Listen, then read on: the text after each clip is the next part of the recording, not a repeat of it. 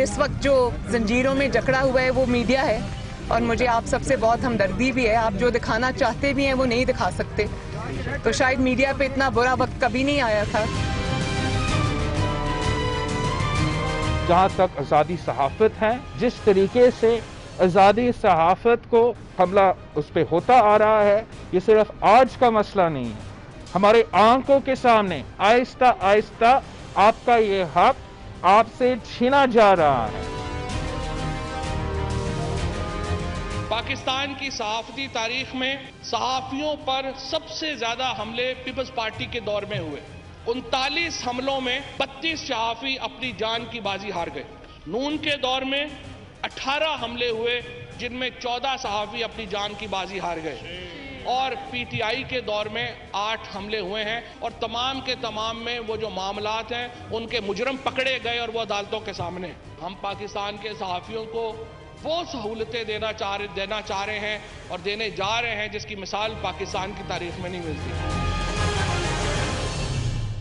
अस्सलाम वालेकुम नाज़रीन, प्रोग्राम में खुशामदीद कहते हैं। आज हम मीडिया और जमहूरियत के हवाले से गुफ्तगू करेंगे। मीडिया जो है उसको रियासत का चौथा सतून कहा जाता है, और ये भी कहा जाता है कि हमारे आइन के अंदर आर्टिकल 19 जो है वो मीडिया की आज़ादी को इंश्योर करता है और सहाफ़ियों को ये हक देता है कि वो रिपोर्टिंग करें आज़ादी के साथ, और जितने भी डे टू डे इश्यूज़ हैं उनको पब्लिक तक लाया जाए, और यही जमहूरियत का हुस्न होता है। अक्सर ये देखा गया है कि हुकूमत और मीडिया जो है वो दो रुख के ऊपर चल रही होती है, यानी जेनेरिक सेंस में मैं बात कर रहा हूँ। ज़ाहिर है कि फिर पर्टिकुलर कोई मीडिया ऑर्गेनाइजेशंस होंगी या मीडिया इंडस्ट्री होगी जो कि एक पर्टिकुलर गवर्नमेंट की पॉलिसीज़ को या अपोजिशन की पॉलिसीज़ को किसी तरीके से फॉलो कर रही होगी, एक अंडर द एजेंडा सेटिंग। फिर हम अगर तारीख़ पे निगाह डालें, पाकिस्तान के अंदर जनरल अयूब साहब जब आए तो वो मीडिया जो उनको सपोर्ट करता था वो ऐसे ही था जैसे कि मीठा मीठा हब, और वो मीडिया जो उनको तनकीद का निशाना बनाता था, ज़ाहिर है कि उनके लिए गवर्नमेंट की जो पॉलिसीज़ थी वो डिफरेंट थी। And the same goes to Zulfikar Ali Bhutto.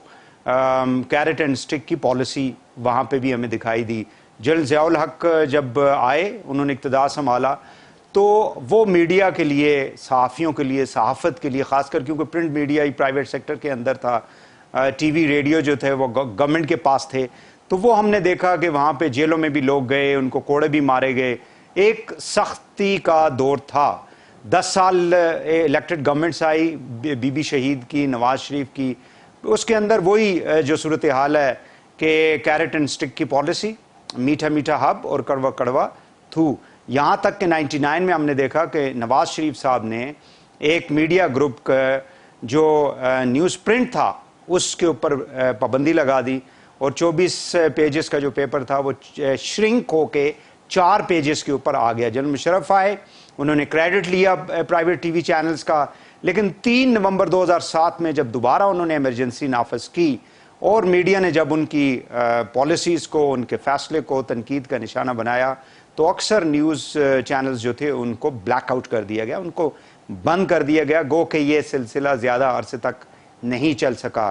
Peoples party की गवर्नमेंट, जरदारी साहब की गवर्नमेंट, बाय एंड लार्ज हम ये कह सकते हैं कि मीडिया के ऊपर कोई ज़्यादा उन्होंने सख्ती नहीं की, यानी मीडिया जो था वो आज़ाद था, वो गवर्नमेंट को क्रिटिसाइज़ भी करता था, लेकिन उस तरह से उनको विक्टिमाइज़ नहीं किया गया।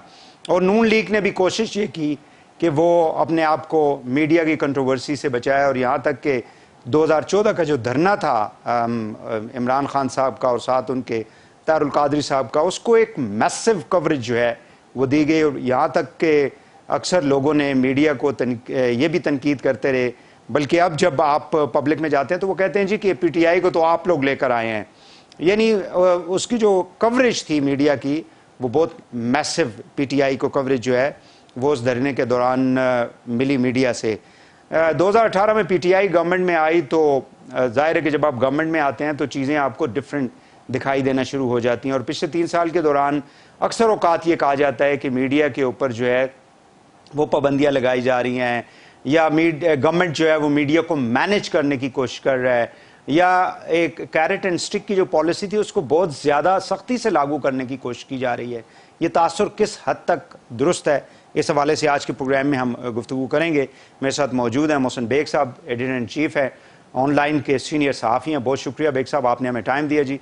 लेफ्टिनेंट जनरल रिटायर्ड अमजद शोहेद साहब, आप तजियाकार हैं, बहुत शुक्रिया जनरल साहब आपका भी, आपने हमें टाइम दिया जी। और उसामा खिलजी साहब, आप सोशल मीडिया एक्टिविस्ट हैं, बहुत शुक्रिया आपका भी खिलजी साहब, आपने हमें टाइम दिया। मोहसिन बेग साहब, बात का आगाज़ आपसे करते हैं। मुझे ये बताएं कि क्या हुकूमत जो है वो हुकूमत की जो मीडिया पॉलिसी है, स्पेशली मीडिया के साथ जो रिलेशंस हैं, कैसे उनको आप देखते हैं? बहुत शुक्रिया। बेसिकली आपने बैकग्राउंड काफी सारा बताया, लेकिन उसमें कुछ चीजें बताई शायद आपने ओवरलुक किया। माइंडसेट जो अगर फौजी गवर्नमेंट हो और उनका माइंडसेट मीडिया अंडरस्टैंडिंग का ना हो तो समझ में आता है। जो पॉलिटिशियन है जो बेस करते हैं अपोजिशन में रह के मीडिया के ऊपर, और जब वो मीडिया उनकी प्रोजेक्शन इस लिहाज से करता है कि अगर वो कोई बात सच कह रहे हैं या क्रिटिसिज्म कर रहे हैं मौजूदा गवर्नमेंट के ऊपर तो समझ आती है। लेकिन जैसे ही वो इक़्तिदार में आते हैं, मेरी तो समझ से बाहर है वो कौन सा स्विच है जो ऑन हो जाता है कि आपको वही मीडिया बुरा लगना शुरू हो जाता है। और हर गवर्नमेंट देखें, पसंद और नापसंद जो उनकी फेवर करता है वो उसको सपोर्ट करते हैं। अनफॉर्चुनेटली जो शख्स सिर्फ क्रिटिसिज्म करता है इस्लाह के लिए, ना कि क्रिटिसिज्म, हमारा तो कोई मकसद है नहीं, हमने तो पावर में आना नहीं, हम इलेक्शन लड़ते नहीं है, तो मकसद ये है कि आप उसको अपनी अना का मसला बना लेते हैं और उसके पीछे चढ़ दौड़ते हैं। और हर मतलब मैं इस गवर्नमेंट की बात कर लूं, जिनको सबसे ज्यादा मीडिया ने सपोर्ट किया मेरे समेत, और सबसे ज्यादा उन्होंने मीडिया को डैमेज किया, कंट्रोल करने की कोशिश की, और बर्दाश्त नहीं है। लेकिन बेग साहब ये कहते हैं कि 120-130 के करीब चैनल्स हैं, जो न्यूज़ चैनल है वो तकरीबन 30 के करीब होंगे कम पेश, और उसके अंदर अगर हर चैनल में 4 स्लॉट्स के ऊपर करंट अफेयर के डेली शोज होते हैं तो 120 करंट अफेयर के शोज डेली होते हैं, जिसके ऊपर कम पेश कुछ 150 के करीब लोग तो आके बैठ के बातें करते होंगे। एंड जाहिर है कि ज़्यादातर हुकूमत की तनकीद की जाती है, तो वो ये कहते हैं कि जी हमने कहाँ पे लोगों के ऊपर पाबंदी लगाई हुई है। This the argument the government gives. अच्छा, मैं किसी और की तो बात नहीं करता। मेरे साथ जो इन्होंने सलूक किया है और जिस किस्म की धमकियां और जी मीडिया पे आप ना आए, अपनी पॉलिसी चेंज करें, मैंने इनको बड़ा सपोर्ट किया, मैंने क्रिटिसाइज किया पिछली गवर्नमेंट को, आप गवाह हैं। क्रिटिसाइज भी सिर्फ इस चंद चीज़ों पे किया जो कि मैं समझता हूँ बाय लार्ज पाकिस्तान के लिए और पाकिस्तानी अवाम के लिए ठीक नहीं है। पर्सनली कोई इंटरेस्ट नहीं है। मेरे 5 साल ऐड बंद रहे नवाज शरीफ दौर में, हमने कभी गिला नहीं किया। हमने कहा ठीक है, उनकी मर्जी है, वो दें या ना दें। लेकिन ये जो क्रिमिनल केसेस करना, केसेस निकालना, आपके ऊपर फेक केस डालना, ये मैं ये समझता हूँ कि बहुत ज्यादा आगे जाकर आप मीडिया को करप्ट कर रहे हैं। और आप देखें कि इंटरनेशनल रैंकिंग में तो नंबर 3 पे मोदी है और नंबर 3 पे ही इमरान खान साहब आए हैं। बातें इतनी बड़ी की इन्होंने, बहुत कुछ कहा, लेकिन जो मीडिया के साथ किया, अब देखें जो मीडिया पब्लिक जो गवर्नमेंट की एडवर्टाइजमेंट पॉलिसी है वो गवर्नमेंट करती है, आपने उसको श्लिंक करके कि हमने मीडिया को नहीं देना, ये आपके अपने पैसे नहीं है, जाती पैसे नहीं है, ये एक मीडिया की पॉलिसी है। ये 700-800 करोड़ मीडिया ऑर्गेनाइजेशंस और मीडिया एडवर्टाइजमेंट के लिए गवर्नमेंट के मुख्तलिफ डिपार्टमेंट्स में पड़ा हुआ है, जिसको आप कहते हैं नहीं देना, और जो प्रीवियस पैसे थे वो भी नहीं देने। तो आपने मीडिया का हाल देख लिया इस वक्त, जिस तरीके से अनएम्प्लॉयमेंट हुई। मतलब आप तो कोई इस मुल्क से बदला लेने के लिए हैं, स्पेशली मीडिया के साथ, और वही मीडिया जिसने आपको सपोर्ट किया उस वक्त नवाज शरीफ साहब मीडिया में पैसे भी खर्च कर रहे थे, वो लोगों को पैसे भी दे रहे थे, लेकिन लोग आपके साथ खड़े हुए कि जी शायद कोई चेंज आई। चेंज आपने देख लिया। अभी आप भी जनरल साहब से पूछ रहे थे तब्दीली पसंद आई, तो तब्दीली तो मेरे ख्याल उसका तो सबने मजा ले लिया।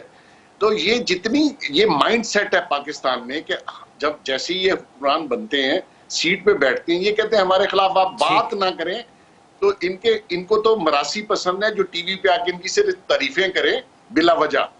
ठीक, तो जो जायज क्रिटिसिज्म है वो हमारा फर्ज है, हम करेंगे। आपने जो करना है, जो आपकी पॉलिसी है वो करें, लेकिन हमारा फर्ज उसको जल्स प्रॉपर पॉइंट।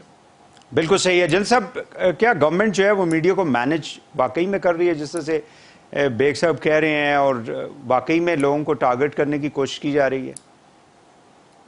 बिस्मिल्लाहिर्रहमानिर्रहीम। देखिए, कोई और कहता तो मैं कहता जी ऐसे ही अजम्पशन है, लेकिन चूंकि बेग साहब का अपना पर्सनल एक्सपीरियंस है तो बिल्कुल ठीक कहते होंगे, क्योंकि ये तो दिन रात इस चीज को भुगतते हैं। दूसरी तरफ ये है कि कुछ मैं अपने जाती एक्सपीरियंस से अगर देखूं तो मैं, आपको पता है, मैं दिन में 3, 4, 5 चैनल पे जरूर होता हूं और मेरा कई सालों का यह तजर्बा है। हम लोग जब डिस्कशन करते हैं तो मैंने देखा है कि जो जिसके मुंह में आता है वो कह के चले जाता है। यहाँ तो कभी नहीं पूछा किसी ने हमें कि ये क्यों कह गए आप, या उस चैनल को कहा हो कि फलां आदमी ने ये कहा था, तुमने उसका मुंह बंद क्यों नहीं कराया। ये भी नहीं हुआ। हमारी तकरीर पे, हमारी गुफ्तगू पे कोई चैनल बंद नहीं हुई, किसी को नोटिस नहीं आया। तो उस लिहाज से मैं समझता हूं कि कुछ मैनेजमेंट है, कुछ नहीं है, और जिनके साथ होता है वो लाजमन वो एग्रीव्ड हैं, उनको ज्यादा पता होता है और ज्यादा उनको प्रॉब्लम आती है। दूसरा ये है कि पिछले दौर का और इसका एक फर्क है बड़ा। PMLN का जो दौर गुजरा उसमें मैक्सिमम पैसा तकसीम हुआ मीडिया में। मीडिया ने बड़ा फ्लरिश किया, बड़ा खाया पिया, लोग हर रोज जहाजों पे नजर आते थे और सैर व तफरी भी बड़ी थी। उसके साथ साथ मीडिया हाउस भी बड़े, वो एक्सपेंशन भी कर रहे थे, नए नए चैनल रोज खोल रहे थे अपने। वो मामला काफी गड़बड़ हो गया। इन्होंने पैसा रोक दिया, इन्होंने ये पैसा दे नहीं रहे और जायज नहीं दे रहे या किसी का जायज रोका हुआ है। ये बेग साहब सही बता सकेंगे कि इनके अपने ड्यू थे जो नहीं दिए, लेकिन डेफिनेटली ये खिलाने पिलाने का काम तो इन्होंने बंद कर दिया। अक्सर लोग रोते हैं और जॉबलेसनेस भी हुई उसकी वजह से। मीडिया ने लोगों की पेज कम कर दी हैं, मीडिया ने कई निकाल भी दिए हैं। मैं कई चैनल्स को देखता हूं, उनमें वो लोग नजर ही नहीं आते। जल साहब, ये जो नोटिस भेजना, ये जो इस तरह की जो चीजें होती हैं, डू यू थिंक के ये गवर्नमेंट्स को, हमने ये मुशर्रफ साहब के दौर में देखा, उन्होंने वो जो जजेस की मूवमेंट थी उसको रोकने के लिए, बाकी जैसे मैंने 3 नवंबर का जिक्र किया है एक सरसरी सा, इससे फायदा कितना होता है गवर्नमेंट्स को? वो अपने आप को बचा पाती हैं? फायदा नहीं होता। एक्चुअली जिसको नोटिस जाता है वो समझता है कि उसको हैरेस किया जा रहा है, और किया भी जाता है, क्योंकि नोटिस देने का मतलब यही होगा। लेकिन ये भी तो है कि हम मीडिया में, मैं बहुत सारे लोगों को, आप बास चैनल देख लीजिए, वो सिर्फ और सिर्फ ऑपोजिशन की तनकीद करते हैं। उनका अगर उन्होंने कोई इन्वेस्टिगेटिव काम भी करना है तो सिर्फ ऑपोजिशन का किया जाएगा, और बात चैनल को देख ले तो वो सिर्फ गवर्नमेंट का ही कर रहे होते हैं। सही है। हमने भी तो बैलेंस नहीं रखा हुआ। बिल्कुल ठीक है। ये मैंने आगे सेगमेंट आगे कह दूं, करप्शन के केसेस में जी मैं देखता हूं कि लोग आधा सच बोलते हैं। अभी ये इसका केस चल रहा था, किस्सा चल रहा था, ये जज अरशद मलिक वाला। अब जज अरशद मलिक के ऊपर अगर आप वो कहें दबाव फना का था, ये था, वो था, तो सच्चाई की तरफ कोई नहीं जा रहा। वीडियो में जो लोग फिरते फिराते नजर आ रहे हैं, जो उसको आगे पीछे लेके फिर रहे हैं, उनका दबाव नहीं है। तो जो नजर नहीं आ रहे उनका आप कहते हैं ये दबाव था। सही है। तो आप भी देखें कि लोग या आधा सच बोलते हैं या अपने मतलब का सच बोलते हैं। लेकिन जल साहब, ये भी तो आप देखें कि बदकिस्मती ये है कि वाले लोगों का वो आपकी बात बिल्कुल ठीक है, लेकिन ये किसका काम है? भी इन्वेस्टिगेशन करना। जी, जर्नलिज्म हमारा भी कोई आला स्टैंडर्ड का नहीं है। वो सही कह रहे हैं आप, इसमें भी येलो जर्नलिज्म बहुत है। बिल्कुल आप सही कह रहे हैं, लेकिन इन्वेस्टिगेशन करना, लोगों को पकड़ना, ये सारा काम तो जाहिर के इदारों का काम है, जुडिशरी का काम है।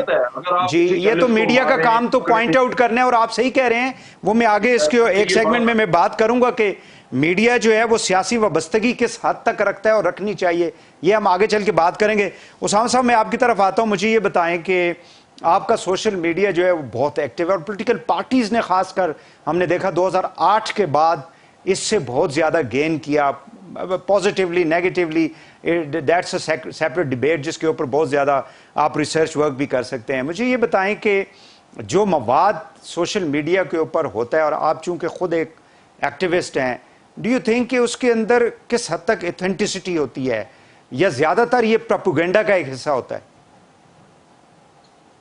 देखें, social media main stream media से इस तरह डिफरेंट है कि उसमें कोई भी कुछ भी उसमें मवाद डाल सकता है। तो हर किसी का अकाउंट है, हर कोई इस पे बोलता है। लेकिन ये है कि मैं ये ज़रूर कहूँगा कि सोशल मीडिया पे ख़ासकर सहाफ़ी जो हैं, जो एक्टिविस्ट हैं, जो आम शहरी हैं, उनके पास आज़ादी बहुत ज़्यादा है, उतनी मेन स्ट्रीम मीडिया पे नहीं। हमने पिछले कुछ सालों में देखा है कि कई जो है आपके जर्नलिस्ट और एंकर पर्सन को हटा दिया गया है दबाव के जरिए, लेकिन सोशल मीडिया पे फिर उनकी जो है बातचीत चलती रहती है। ऑथेंटिसिटी की जहाँ तक बात है तो उसमें यही है कि उसको वेरीफाई करने की ज़्यादा ज़रूरत है, लेकिन मेरे ख्याल से उसका इम्पोर्टेंट पहलू यही है कि जो बात आप टीवी अखबार में नहीं कर सकते वो आप सोशल मीडिया पे खुलकर कर सकते हैं, और ये मेरे ख्याल से एक बहुत ज़रूरी जरिया है इज़हार राय का एक्सरसाइज करने का, जो कि टीवी और प्रिंट में हमें नहीं नजर आ रहा। जिस तरह आपने कहा गने भी काफी लगती हैं हुकूमत की तरफ से, और फिर सोशल मीडिया पर भी हमने देखा है काफी जर्नलिस्ट और एक्टिविस्ट की तरफ जो है FI की तरफ से नोटिस गए हैं कि आप इस किस्म की बात ना करें, इस पे तनकीद ना करें या ये ना करें। तो वो दबाव अभी देख रहे हैं हम सोशल मीडिया पे भी ज्यादा आता जा रहा है, और जो सोशल मीडिया रूल्स जो हुकूमत ने प्रपोज किए हैं, पिछले साल में 3 उसकी मुख्तलिफ ड्राफ्ट आई हैं, उसमें भी यही कोशिश की जा रही है कि जितना भी कंट्रोल हो सके सोशल मीडिया का हुकूमत की तरफ से वो एक्सरसाइज करे। बिल्कुल सही है। नाज़रीन, यहाँ पे एक शॉर्ट ब्रेक क्विकली ले लें और ब्रेक से वापस आके प्रोग्राम को आगे बढ़ाते हैं। हमारे साथ रहिएगा।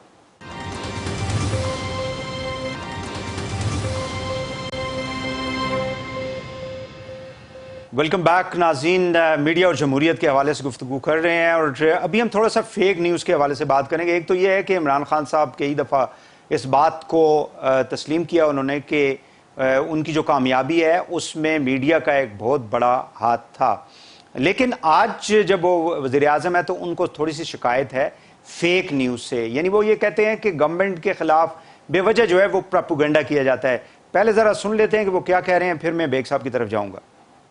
मैं कभी मीडिया की तनकीद से नहीं डरा, क्योंकि मैं तो आदी हूँ। प्रॉब्लम क्या होता है मुझे, जब गवर्नमेंट के अंदर जब प्रोपेगेंडा किया जाता है, जब फेक न्यूज़ दी जाती है। अब मैं चाइना जा रहा हूँ, हम मुल्क को बचा रहे हैं, हमारे पास पैसे नहीं है, हमारे पास फॉरेन एक्सचेंज के डिफॉल्ट कर रहे हैं, हम चाइना जा रहे हैं उनसे सारे पैसे मांगने के लिए। उस दिन जहाज में हम बैठे हैं, 2 मेन पेपर्स की हेडलाइन कि इमरान जा रहा है CPEC को रिव्यू करने के लिए। एक फेक न्यूज़, कोई उसमें सच नहीं था, फेक न्यूज़ अपने मुल्क को नुकसान पहुंचाने के लिए। मैं इसके अगेंस्ट हूं। बेग साहब, आपने सुना, आपने ये देखा भी होगा ये प्रोग्राम भी। खान साहब जो है वो शिकायत उनको ये है कि फेक न्यूज़ प्रोपेगेंडा जो है, ख़ास कर जब आप रियासत के कोई बहुत बड़े प्रोजेक्ट्स के हवाले से बात करते हैं तो उसके मैं खिलाफ हूँ। वही सर, मैं बहुत ही प्रोफेशनल बात आपको बता देता हूं कि जो गवर्नमेंट्स या जो भी बरसरे इक़्तिदार हुकूमत हो, उसका काम है कि जैसे पर्टिकुलरली जो इन्होंने कहा है, ऐसे इश्यूज पे जब आप चाइना जा रहे हैं तो आपको प्रेस को ब्रीफ करना चाहिए। आपकी ब्रीफिंग से कोई प्रेस वाला बाहर नहीं जाएगा, ये मैंने सारी जिंदगी देखा है। जब आप बताते नहीं, बात करना पसंद नहीं करते, तो नेचुरली हमने कुछ तो छापना है ना जी। आप वहां के चाइना सैर करने जा रहे थे, आप बताएं कि पैसे मांगने जा रहे हैं, इस काम के लिए जा रहे हैं, CPEC के लिए जा रहे हैं, आपका फॉरेन ऑफिस ब्रीफ नहीं करता, आपका स्पोक्स पर्सन 50 बंदों की अपनी टीम रखी हुई है, तो naturally if you give briefing every single day, आप देखिएगा पूरा दिन उस ब्रीफिंग का असर। क्योंकि हम लोग हुकूमत और मुल्क के खिलाफ तो नहीं है जी, हमने इस रियासत के खिलाफ तो काम नहीं करना। आप ब्रीफ करें, आप अगर उस ब्रीफिंग के बाहर कोई जाए तो फिर आप गिला भी कर दीजिए कि जी ये बंदा बताने के बावजूद एक फेक न्यूज या एक फेक एनालिसिस कर रहा है। अब दूसरी बात, आपने बहुत इंट्रो में भी कहा कि जमहूरियत और जर्नलिज्म, वही इस मुल्क में जमहूरियत है कहां? हमने तो सबको ट्राई कर लिया है, इन्होंने तो जमहूरियत किसी और चीज का नाम रखा हुआ है। ये जैसे ही बैठते हैं ये डिक्टेटर बन जाते हैं। हम तो फौजी जो डिक्टेटर थे वो तो बेचारे ऐसे ही बदनाम है, वो तो सिविलियन डेमोक्रेसी की बात करते हैं, और ये जो सिविलियन आते हैं ये तो उनसे भी 10 हाथ आगे हैं।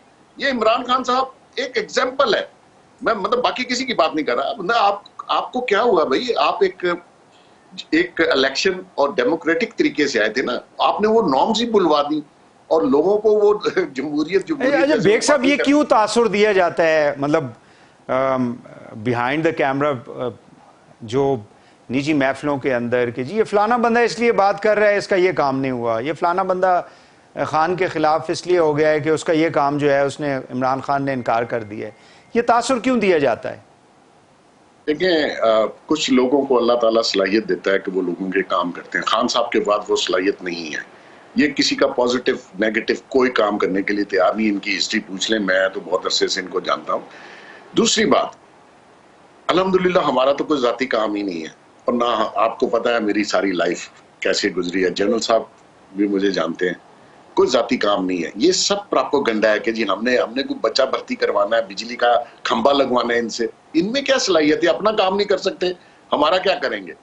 मकसद ये है कि आपने आके ये कहते हैं मैं क्रिटिसिज्म बर्दाश्त करता हूं, ये एक सेकंड के लिए क्रिटिसिज्म बर्दाश्त नहीं कर सकते। अब जितने लोग बोले हैं सब बाहर हो गए मीडिया से। मैं तो क्योंकि खुद मालिक हूं, मेरा न्यूज़पेपर भी अपना है, मेरी न्यूज एजेंसी भी अपनी है, मेरा चैनल्स भी अपने हैं, तो मुझे तो ये निकाल नहीं सकते। लेकिन धमकी रोज मिलती है कि आप मुल्क छोड़ दें, आप ना आए, आप ये करें वो करें। आप वही सोच सकते हैं, इन्होंने 50 लोगों को कहा मेरे ऊपर कुछ निकालो। अल्हम्दुलिल्लाह मैं तो रेड लाइट क्रॉस नहीं करता। एक 4 साल पुराना टीवी टॉक शो के ऊपर मुझे नोटिस आया, जो मुझे खुद याद नहीं कि मैंने कब किया था। 4 साल 2017 में, ठीक। तो उसमें सिर्फ नोटिस भेजा, बाकी 4 लोगों को नहीं भेजा, और कंटेम्प्ट लगा दी। मतलब ये छोटी छोटी हरकतें हैं, इनके पास बड़ी कोई हरकत नहीं है। कंटेम्प्ट में 6 महीने सजा, मेरे जैसा बंदा भुगत आएगा। लेकिन खुदा का खौफ को आपने कहा जाना है, आप इंडिया चले जाएंगे, आप भी इसी मुल्क में रहेंगे, और जो बाकियों का हाल होगा।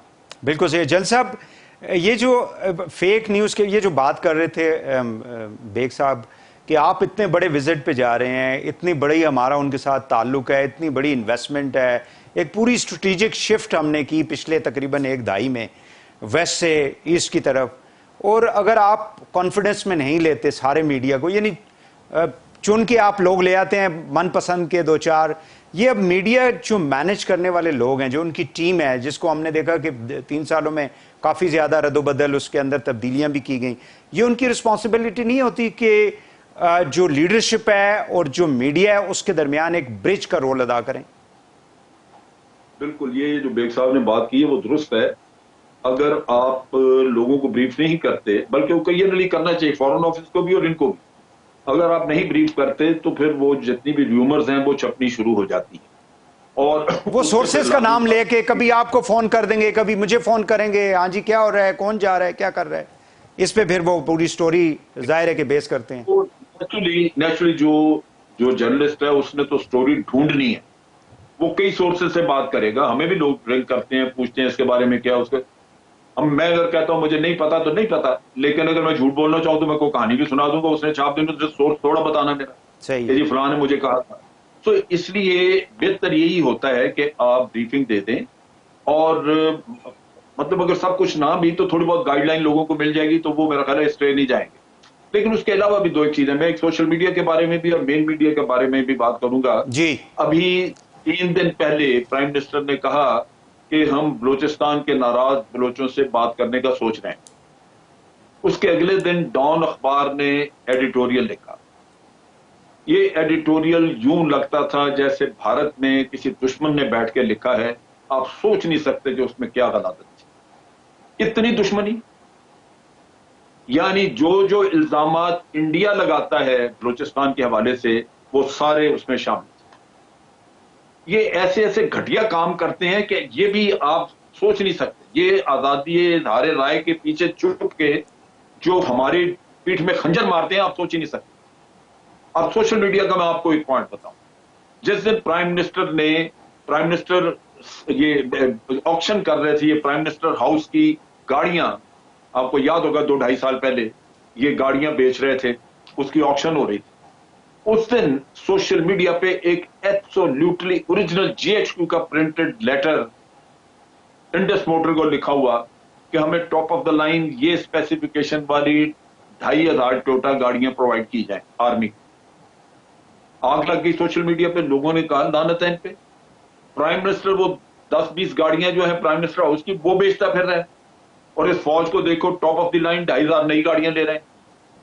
मैंने उसी वक्त GHQ में मैंने टेलीफोन किया, मैंने कहा मुझे बताओ ये क्या तमाशा। उन्होंने कहा जी ये झूठ होगा, हो नहीं सकता, हमने तो कभी गाड़ी एक भी नहीं ली। जब वो चेक किया पता लगा फेक था, और चूंकि वो भी चला ही था कुछ देर पहले, तो ट्रेस आउट हो गया कि कोई यूसुफजई नाम का आदमी, पूरा नाम मुझे उस वक्त उन्होंने दिया था, मुझे पूरा याद नहीं रहा, यूसुफजई नाम का आदमी वॉशिंगटन में बैठ के उसने प्रिपेयर किया, वहां से उसने हुसैन नवाज को चलाया। हुसैन नवाज ने यहाँ पे 3-4 जर्नलिस्ट को पहुंचाया, जिनमें से 2-3 के उन्होंने मुझे नाम भी बताए, और फिर आग लग गई, उन्होंने हर तरफ फैलाना शुरू कर। अब आप सोचिए, और ये अक्सर मैं अपना आपको बताता हूं, रोजाना ये नून लीग का जो मीडिया वो छाप देता है कि मैंने 15,000 एकड़ जमीन ली है 264 रुपए पर एकड़ के हिसाब से। मैंने अपनी जिंदगी में 1 इंच भी जमीन नहीं ली, क्योंकि मेरा एग्रीकल्चर से किसी चीज। लेकिन जन साहब ये बिल्कुल आप, लेकिन रियासत और मैंने वो भी नहीं ली। जी बिल्कुल, रियासत और रियासती इदारे और गवर्नमेंट की पॉलिसीज, ये जी हाँ, ये दीज आर 2 डिफरेंट थिंग्स। लेकिन इसको जाहिर है कि एक दूसरे से जुदा करना जो है ये काफी मुश्किल काम है, और दोनों तरफ से उसको जो है वो मिसयूज किया जा सकता है। ना इन चीजों पे कंट्रोल नहीं। जिस दिन छापा इन्होंने जियो वालों ने कि इमरान खान की बेगम जो है उसने इद्दत के बगैर दूसरी शादी कर दी, अब मुझे ये बताइए, खबर है आप किसी की निजी जिंदगी में यूं करें, अल्लाह न आपके ऊपर अगर इस तरह की कोई बात करे, वो जर्नलिज्म।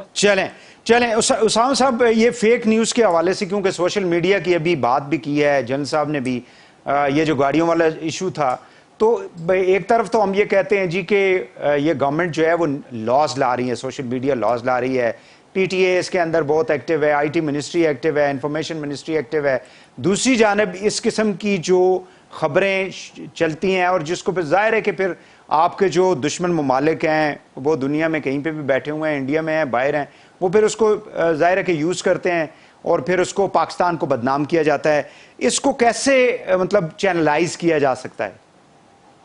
देखें, बहुत सिंपल है इसका एक तरीका है। आपके सोशल मीडिया की ब्लेसिंग ये है कि हर किसी के पास अकाउंट होता है, इंक्लूडिंग हुकूमत के पास, मिनिस्ट्री के पास। अगर कोई गलत खबर आती है, आप उसकी क्लैरिफिकेशन करें, उसको काउंटर करें। जो काउंटर स्पीच का जो आपको फैसिलिटी सोशल मीडिया देती है वो बहुत ज़बरदस्त है। अगर एक न्यूज़ ट्वीट वायरल भी होती है, उसके रिप्लाई में आप उसका जब जवाब देते हैं, वो अक्सर जो है ज़्यादा वायरल हो जाती है, जिसमें तस्दीक की जा रही होती है कि ये खबर गलत है, इस तरह नहीं। लेकिन खिलजी साहब, हमने ये देखा है कि इंडिया जो है, देखें जो बड़े ममालिक हैं जहाँ पे ये जाहिर है कि ये जितनी भी बड़ी साइट्स हैं उनके ऑफिस पाकिस्तान के अंदर तो है नहीं, इंडिया में है या बाकी साउथ एशिया के ममालिक, साउथ ईस्ट एशिया ममालिक के अंदर होंगे। तो वहाँ पे आप देखें ना, इंडिया जो है वो कोविड के हवाले से किस तरह से उन्होंने चीज़ों को कंट्रोल किया। दुनिया ने, किसी ने उनको नहीं कहा कि आप मीडिया को जो है वो कंट्रोल कर रहे हैं, क्या कर रहे हैं। लेकिन यहाँ पे कोई जेन्युइन इशू भी अगर किया जाता है तो उसके ऊपर भी असल में मोदी की रेपुटेशन बहुत ज्यादा खराब होगी। जिस तरह आपने शुरू में कहा, वो प्रेडिटर लिस्ट में भी मोदी नंबर 3 पे है। तो मेरे ख्याल से हमें उसको और आगे जो है प्रमोट करना चाहिए कि देखें, इंडिया में मीडिया के साथ मोदी ये कर रहा है, सोशल मीडिया के साथ ये कर रहा है, और उसकी और मिसाल बनाए। जहां तक बात है इल्जामात की, तो देखें, ये तो मोहतरमा फातिमा जिन्ना के खिलाफ भी इल्जाम लगा था कि इंडिया की एजेंट है, अयूब खान ने उन पर इस तरह के इल्जामात लगाए। तो इस तरह के इल्जामात अभी भी लगते हैं। जब कोई तनकीद करता है हुकूमत की या किसी इदारे की, आगे इल्जाम लग जाता है कि इंडिया के बहस पे कर रहे हैं, और इसी तरह से जो है लोगों को खामोश किया जाता है, अकाउंटेबिलिटी को खामोश किया जाता है, तनकीद को खामोश किया जाता है। तो मेरे ख्याल से इस तरह के इल्जामात से हमें जो है बिल्कुल दूर रहना चाहिए, और जो मेरिट पे बात है उस पे हम बात करें। अगर हमारे माशरे में, हमारे मुल्क में, हमारी सियासत में हम तनकीद नहीं करते तो क्या हम आगे बढ़ सकते हैं? ये एक बहुत बड़ा सवाल है, क्योंकि इसके अलावा फिर आप जो है हुकूमत को अगर पूरी छूट देते हैं कि जो मर्जी वो करें या करें। खिलजी साहब, दो चीजें ना, एक तो ये है कि हम जो भी डिबेट जनरेट कर रहे हैं सोशल मीडिया पे, हमें ये देखना चाहिए कि मुल्क को इसका कितना नुकसान होगा और फायदा होगा। वो जो बात में जन साहब से भी कर रहा था कि ये थिन लाइन है कि आप जब गवर्नमेंट को तनकीद का निशाना बना रहे होते हैं या उसकी पॉलिसीज को, तो वो कहते हैं ये रियासत के ऊपर अटैक हो रहा है, और जो रियासत के ऊपर हो रहा है उसको दूसरी तरफ जो लोग बैठे होते हैं वो ये कहते हैं हम तो हुकूमत को तनकीद का निशाना बना रहे हैं, हम तो रियासती इदारों को तनकीद। जैसे आपने शुरू में फरमाया कि इमरान खान साहब ने भी कहा कि फेक न्यूज बहुत ज्यादा है। ये डोनाल्ड ट्रंप भी अमेरिका में ये कहता था फेक न्यूज बहुत ज्यादा है, और वो हुकूमत किसको फेक न्यूज ज्यादा कहती है? उस न्यूज को जो उन पे तनकीद का निशाना बनाता है, जो उनकी तारीफ करता है, चाहे वो भी फेक हो, उसको वो कभी फेक न्यूज नहीं बोलता। बिल्कुल सही है, तो बिल्कुल सही है। देखें, इसमें इंफॉर्मेशन की इंटेग्रिटी की बात नहीं है, इसमें उनकी पॉलिटिकल एक्सपीरियंस की बात है, और इसे हमें माइंड में रखना चाहिए। ठीक हो गया। जी जी जैन साहब, देखिए, ये जो हम जब कहते हैं कि जनाब ये मुल्क के खिलाफ है, आप इसको यूं ले लें, मैं एक रिटायर्ड आर्मी ऑफिसर हूं, मुझे 21 साल हो गए फौज से रिटायर हुए, 22वां साल, लेकिन मैंने अभी लिखा इसके ऊपर जो भारत में दोनों उनके एयर चीफ और आर्मी चीफ ऑफ ये जो सीडीएस है उनका और उसके आर्मी के एयरफोर्स के चीफ के दरमियान जो इख्तलाफात हुए, तो भारत वालों ने सब ने कमेंट ये लिखे हुए हैं कि तू हमारे इख्तलाफात को छोड़ो, तुम अपनी 15,000 एकड़ जमीन का जवाब दो। आप इमेजिन करें कि यानी ये जब आप इल्जाम लगाते हैं, आप इतने यानी ये लगाने वाला इतना बेगैरत हो जाता है कि वो ये नहीं सोचता कि इसका दूसरी तरफ से इफेक्ट क्या है। और ये तो आप बोले कि सबूत क्या है, ये झूठ है, सिंपल सा जवाब है। वो करप्ट लीडर जो बाहर बैठे हुए हैं, उनके मीडिया सेल ये काम कर रहे हैं, उन्होंने दुनिया में इधर उधर बिठाए हुए हैं। So it's all exactly it's all power game, in fact power struggle है। चोरी के सबूत ISI के पास हैं, लिहाजा वो कहते हैं यार फौज के अफसरों को गंदा करो ताकि ये हमें ना कुछ कह सके। बिल्कुल सही है नाज़रीन, एक शॉर्ट ब्रेक इजाजत हो तो ले लूं नाज़रीन, वापस आते हैं और प्रोग्राम को आगे बढ़ाते हैं। ब्रेक के बाद हमारे साथ रहिएगा।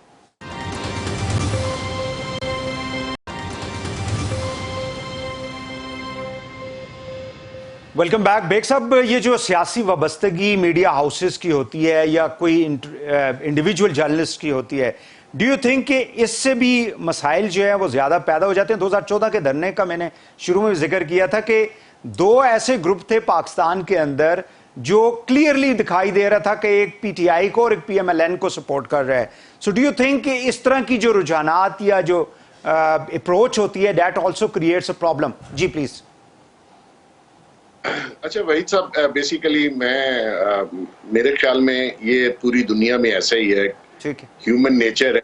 अभी आप किसी को पसंद करते हैं या उसकी जो पॉलिसीज हैं या वो जो स्लोगन्स दे रहा है, ये आप समझते हैं कि ये अगर इक़्तिदार में आएगा तो हमारे मुल्क के लिए बेहतर होगा, इसलिए आप उस आइडिया को, उस शख्सियत को, उस मंशूर को सपोर्ट करते हैं।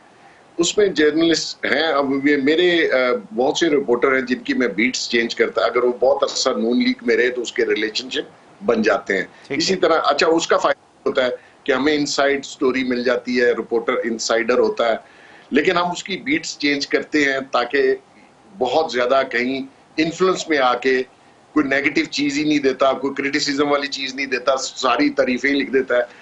ये ह्यूमन नेचर है, इसको पूरी दुनिया में ऐसा ही है, कोई इंडिपेंडेंट मीडिया नहीं होता। हाँ, हम कोशिश जरूर करते हैं कि हम सारी तरफ का पॉइंट ऑफ व्यू दें ताकि पब्लिक डिसाइड करे कि कौन ठीक है और कौन गलत है। तो ये मेरे ख्याल में कहना कि जी कोई हमारे यहाँ कुछ ज्यादा है, इसमें कोई शक नहीं है, ज्यादा है। लोग जो है फेवर भी करते हैं, कुछ फेवर लेते भी हैं, पाकिस्तान है और हम जैसे लोग जो है हमेशा गवर्नमेंट की अपोजिट साइड पे रहे, तो अल्लाह ताला ने फिर भी कुछ सिलसिला बनाए रखा। लेकिन ये ह्यूमन नेचर है, ये आप दुनिया देख लें, फॉक्स न्यूज क्या कर रहा है, CNN क्या कर रहा है, हर जगह यही है। तो जो सरकारी मीडिया आप देख लें, सरकारी मीडिया का क्या हाल है, पैसे अवाम बिजली के बिलों में दे रहे हैं, सही है, और PTI के हाथ में आप, ठीक है ना। तो इस पे अब वो रेडियो को भी 2 रुपए ऐड करने लगे हैं पर बिल, तो ये ज्यादती है। अगर मेरे पैसे सरकार के टीवी पे जा रहे हैं तो फिर मेरी बात भी वहां होनी चाहिए, आम पब्लिक की होनी चाहिए, खाली गवर्नमेंट का प्रोपेगेंडा नहीं होना चाहिए। दूसरी बात मैं जरा कर जनरल साहब ने सोशल मीडिया की, देखें जो रियल मीडिया, जो प्रिंट मीडिया है या इलेक्ट्रॉनिक मीडिया, हमारे यहाँ बहुत से लॉ है, लोग हमें सू भी करते हैं, हमें डेफेमेशन नोटिस भी आते हैं। सोशल मीडिया में ऐसा नहीं है। और उसको जब भी मैंने सोशल मीडिया देखा है, और मैं ये सोचता हूँ कि आप इसके रूल्स बनाएं, इनको एक गाइडलाइन दीजिए, ये एक गाइडलाइन के अंदर आए ताकि कोई फेक। लेकिन जब रूल्स बनाएंगे तो हम कहेंगे कि पाबंदियां लग रही हैं, अक्सर आपने देखा है। नहीं जी, तो पाबंदी नहीं, हम भी तो रूल्स में है ना जी, हमारे यहाँ डेफेमेशन लॉ है, हमारी प्रेस काउंसिल है। लेकिन बेग साहब ये तो आप कह रहे हैं ना, लेकिन एक ऐसा ट्रेंड शुरू हो जाएगा आधे घंटे के अंदर अंदर कि 2 घंटे बाद पता चलेगा जी कि पाकिस्तान के सारे मीडिया को बंद कर दिया गया है। नहीं वहीद साहब, मैं आपको एक बात बता दूं, अगर आप सोशल मीडिया पे जाएं, देखिए सोशल मीडिया हर बच्चे के हाथ में टेलीफोन है और उसने अकाउंट बनाया हुआ है, फेसबुक है और ये यूट्यूब है, ये इजीली हर बंदे का। इसमें जो फेक न्यूज को तो छोड़ दीजिए ना, इसमें जो सेक्सुअली साइट्स और जो वो चले आ रही है चीजें, वो तो बड़ी खतरनाक है यंग बच्चों के लिए। उसमें नुस्खे बताए जा रहे हैं, औरतें बुरके पहन के बैठी हैं, आपको तरीके बता रही हैं। आप खोल लें साइट्स, उन चीजों को तो मॉनिटर किया जाएगा ना जी, उनको तो किसी गाइडलाइन पे लाया जाए। बिल्कुल सही है, बिल्कुल सही है, बिल्कुल सही है। टाइम कम है। जन साहब, do you think this is one of the problems के, लेकिन वो जैसे बेग साहब ने कहा कि ये तो नेचुरली होता है कि आपका एक पॉलिटिकल एफिलिएशन होती है किसी ना किसी के साथ। जी प्लीज। वो बिल्कुल ठीक है, एफिलिएशन होती है, लेकिन ये है कि वो फिर जर्नलिज्म रहता नहीं, लोग एतमाद नहीं करते उन पे, फिर तनकीद भी उस पर होगी, फिर उसको सुनना चाहिए, लोग उसके ऊपर तान भी करेंगे, सुननी चाहिए उसको। फिर आप बैलेंस रखते नहीं अपना कोई अपनी जर्नलिज्म में, तो फिर तो आपकी क्रेडिबिलिटी गई, फिर लोग आपको कहेंगे। अब मैं इस पे जो अभी बेग साहब ने बात की डिफेमेशन वाली, डिफेमेशन का बिल्कुल है। मैंने FIA को लिखा, ये 15,000 एकड़ के ऊपर FIA, उन्होंने एक बंदा पकड़ लिया, अमाद जफर उसका नाम, जर्नलिस्ट है लाहौर का, वो उनके मीडिया सेल में, उसको पकड़ा, उसने साथ ही लिख के माफी दे दी। मुझे जवाब दिया FIA ने कि जी ये माफी कबूल कर लें, क्योंकि आप किधर जाएंगे अदालत में जाके तो 10 साल भुगतते रहेंगे वो मुकदमा। लेकिन जो परसेप्शन क्रिएट हो जाती है उसके बाद, वो बड़ा मुश्किल हो जाता है उसको खत्म करना। बिल्कुल ठीक है, वो तो चलती, बिल्कुल ठीक है। टाइम खत्म हो गया। खिलजी साहब जस्ट 30 सेकंड जी। कोई जल्दी सजा देने का कोई इंतजाम अगर हो, कवानीन ऐसे हो कि उसको समरीली अगर निपटाया जा सके, फिर तो उसका फायदा, ताकि इसको ऐसी खबरों को कंट्रोल किया जाए। खिलजी साहब, do you think there must be a kind of rules regulations, क्योंकि जैसे मौसू साहब ने कहा कि अगर इस तरह की कोई डिसीजन करती है गवर्नमेंट, तो ये तो फिर हम सारे लोग शोर करना शुरू कर देंगे कि जी मीडिया के ऊपर पाबंदियां हो रही हैं।